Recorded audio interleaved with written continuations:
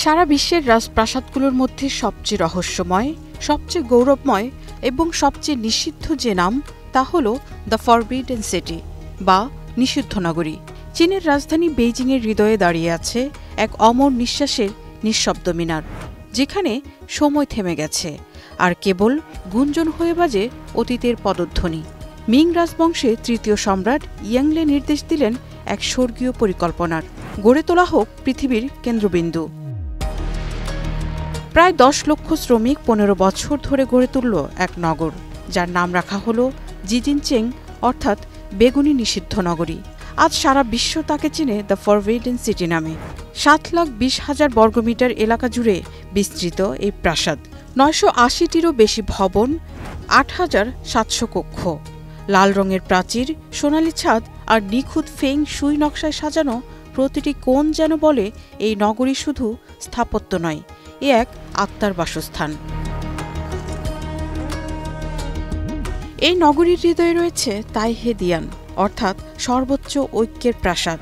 এখানে বসতেন চীনের সম্রাট, যার এক ইশারায় বদলে যেত পুরো সাম্রাজ্যের ভাগ্য।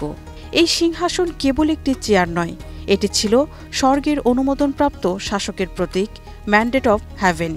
নগরীর ভেতরে ছিল এক স্বতন্ত্র সমাজ, সম্রাট, সম্রাজ্ঞী, শত শত কনকুবাইন, প্রধানমন্ত্রী, দারোয়ান, শিক্ষক, জ্যোতিষী, রাঁধুনি, দাস, সবাই ছিল নির্দিষ্ট নিয়মে বাঁধা।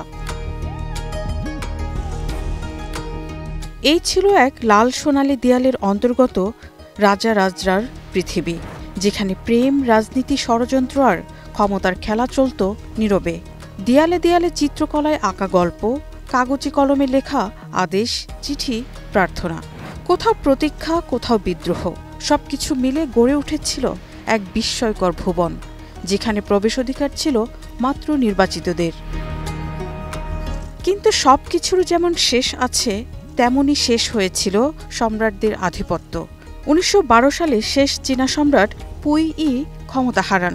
তারপর ধীরে ধীরে খুলে যায় এই নগরীর দরজা, যা একসময় সাধারণ মানুষের কাছে ছিল শুধু গল্প।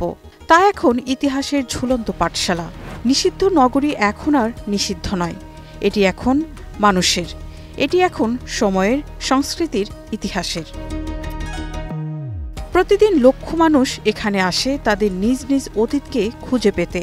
এই প্রাসাদ শুধু স্থাপনা নয়, এ এক জীবন্ত প্রতীক, যেখানে গৌরবের পাশাপাশি গুমরে কাঁদে নিঃশব্দ ত্যাগ। নিষিদ্ধ নগরী একটি সময়ের টুকরো, যেখানে ইতিহাস এখনও নিঃশ্বাস ফেলে।